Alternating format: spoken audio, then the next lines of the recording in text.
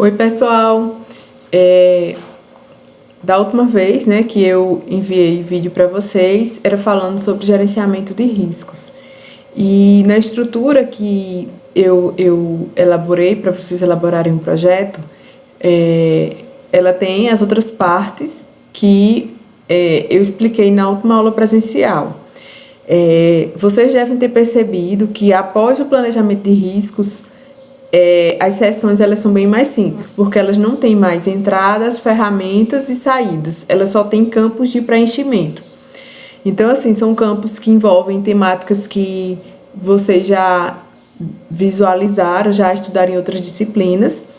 E aí eu tô aqui para deixar essa exposição, para lembrar, né? Também, se alguém tenha faltado no dia que eu expliquei essa estrutura, fica aí para vocês tirarem a dúvida. Então, aqui na seção 5, a gente inicia a parte de gerenciamento de pessoas e comunicações, que você vai dizer como é que vai ser a questão da gestão das pessoas e como é que vão ser as formas de comunicação com os stakeholders. Da mesma forma que dos outros, você inicia dizendo o que é que vai se tratar, né? Então, faz um parágrafo geral dizendo que vai expor como é que serão gerenciadas as pessoas e as comunicações entre os diferentes stakeholders do projeto, tal e tal. Pronto. Aí a gente vem aqui para 5.1. Aqui nessa seção, você vai identificar a equipe. Então, aqui você vai colocar o nome de todas as pessoas que farão parte desse projeto. Então, aqui você tem que colocar o nome de todos os membros da equipe e se, por exemplo, houver a necessidade de mais algum profissional que não tenha na equipe de vocês da disciplina, você pode criar personagens fictícios para complementar a equipe do projeto, certo? Nessa parte aqui, você vai colocar a função da pessoa no projeto. Então, você vai colocar aqui nome, João, função, gerente de projetos. Quais são as habilidades que João vai ter? Habilidade tal, e você vai colocando essas habilidades e as atividades. Nas atividades, vocês podem pegar a EAP, né? E com base nela, daquelas atividades e subdividindo entre os membros, né, da equipe. Então, você vai e complementa esse quadro que se chama Matriz de Responsabilidade. Por que o nome é Matriz de Responsabilidade? Porque está dizendo qual vai ser a responsabilidade de cada pessoa nesse projeto, certo? Aí aqui na seção 5.2 você vai fazer um organograma da equipe, né? Todo mundo já pagou a disciplina de arquiteturas, então você vai pegar essa equipe que você colocou na sessão anterior e vai transformar no organograma aqui e colocar somente a figura, nada mais além disso, certo? No item 5.3 você vai dizer como é que vai ser o gerenciamento da equipe do projeto. Aqui dentro eu coloquei uma explicação, que você vai dizer em linhas gerais como é que vai ser a gestão da equipe. Vai ser necessário fazer treinamento, desenvolvimento, vai ser feita a avaliação de desempenho, aí você vai relatando. Você vai dizer assim, essa equipe desse projeto vai ser necessário um treinamento na hora tal, e você vai dizendo como é que vai ser a gestão da equipe. Então, todo mundo já pagou a disciplina de gestão de pessoas, vocês vão pegar práticas de gestão de pessoas, não precisa pegar todas, você vai pegar algumas e vai colocar como é que vai ser feito no seu projeto, certo? Mais uma vez, não colocar nada teórico, somente como é que vai ser a aplicação daquilo ali, ou como seria. No item 5.4, você vai focar justamente na questão das comunicações. Então, aqui está dizendo assim, explicar como a equipe irá interagir e se comunicar. É necessário também apresentar como será a comunicação entre a equipe e os stakeholders.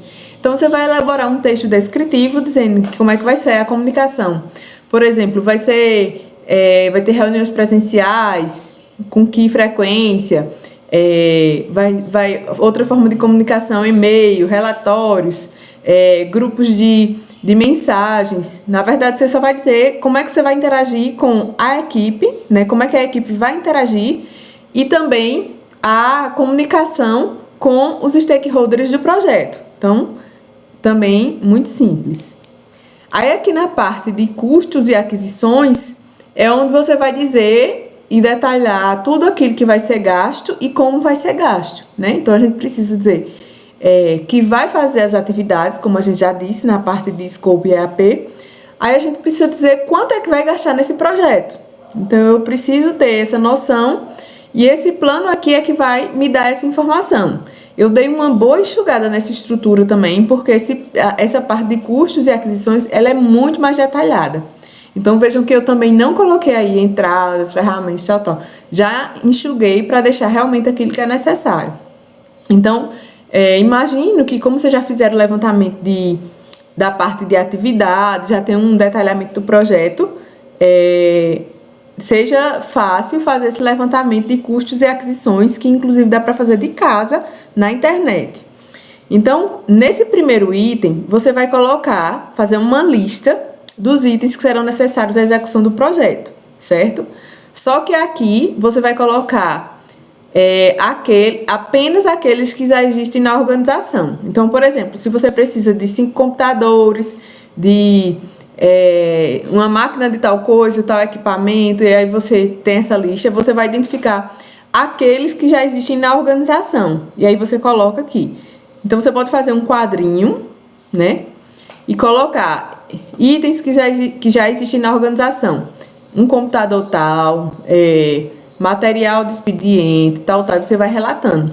E uma coisa que é importante é assim, que quando a gente vai fazer um orçamento de um projeto, a gente tem que colocar desde aqueles itens que são mais baratinhos até aqueles que são mais caros. Por quê? Porque quando você está falando de um projeto, esse recurso vai sair de algum lugar. E quando você apresenta a proposta, a pessoa aprova a proposta sabendo que aquele projeto vai gastar, por exemplo, 10 mil, 15 mil. Então, se você diz que vai custar X reais, depois você não pode dizer, mas eu esqueci isso, eu esqueci aquilo. Então, assim, por mais que tenham coisas que sejam baratas e tenham um custo pequeno diante do valor do projeto, então é para colocar desde essas coisas pequenas até as coisas grandes, certo?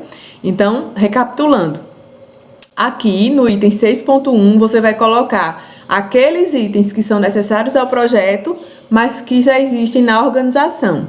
Se no seu projeto a organização não tiver nenhum recurso que você vai precisar, aí você coloca que na organização não existem nenhum daqueles recursos que foram identificados como relevantes para o projeto. Ponto. Certo? Aí, assim, no item 6.2, aí é onde você vai falar, né? Colocar os elementos do orçamento do projeto e quem são os fornecedores. Porque uma coisa importante é a gente saber, a priori, quem é que vai fornecer, até para a gente saber se tem fornecedor.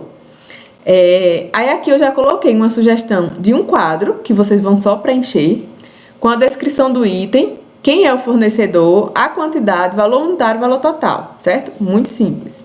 Então, aqui você vai colocar um item que, assim, lembrem que item pode ser produto ou serviço. Então, se alguém for prestar um serviço, por exemplo, desenvolvimento de um aplicativo, sei lá, qualquer tipo de serviço, entra aqui também, certo? É produto ou serviço. Lembre que para não deixar de repente você tá colocando uma informação que seja relevante.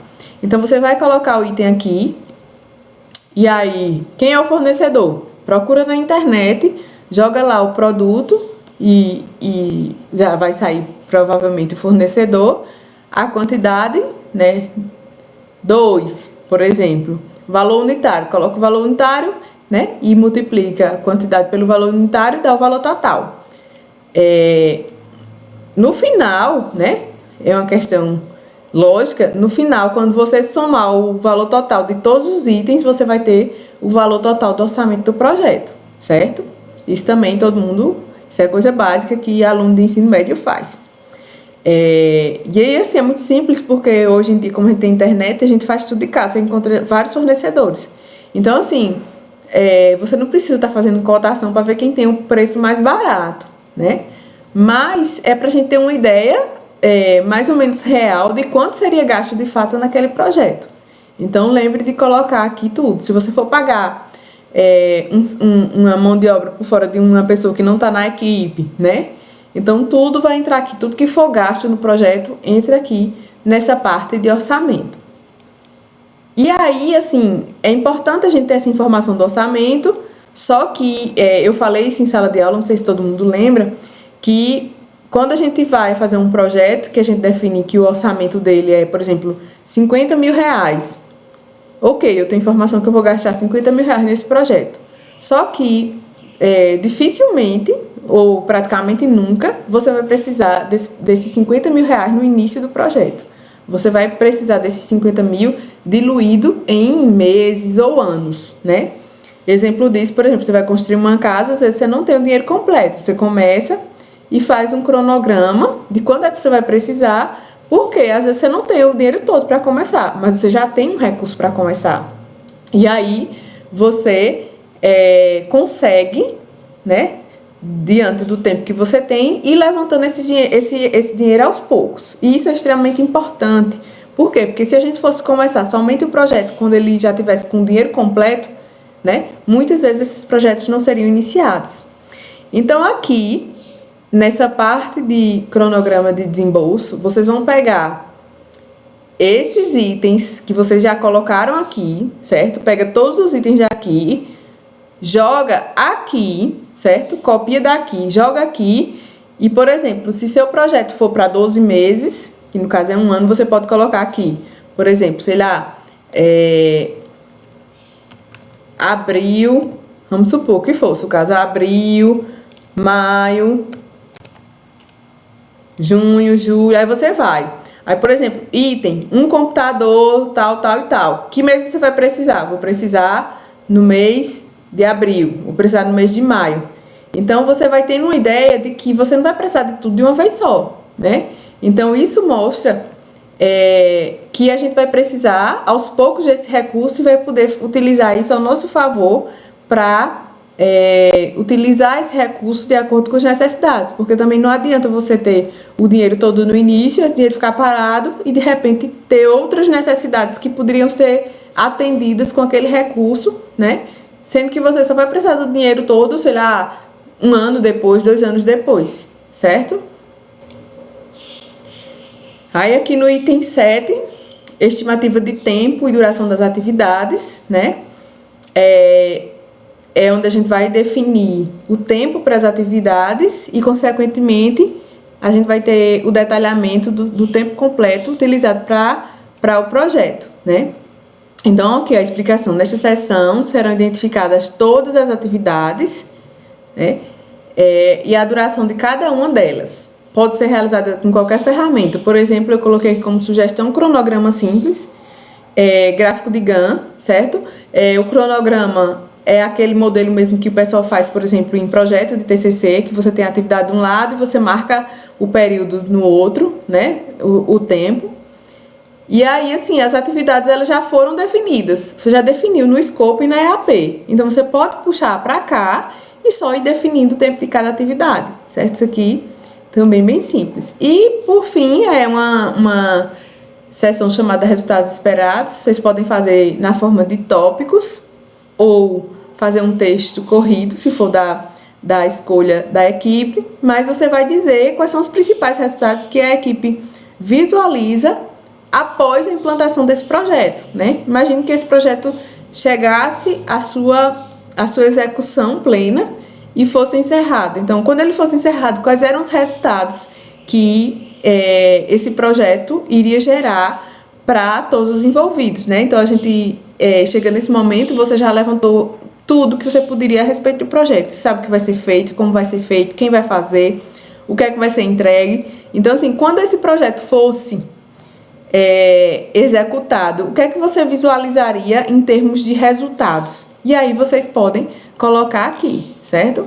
E aí finaliza a nossa estrutura, né? Então, como eu falei no início, vejam que essas partes aqui é preenchimento com informações meio que são resultados ou desdobramentos daqueles planos que vocês elaboraram e que eram mais detalhados, certo? Então, eu gravei esse material porque fica aí qualquer dúvida que vocês tiverem, vocês podem, na hora que estiverem fazendo, podem olhar, né, assistir quantas vezes for necessário e, no caso de ter uma dúvida, pode olhar novamente que vai estar disponível, certo?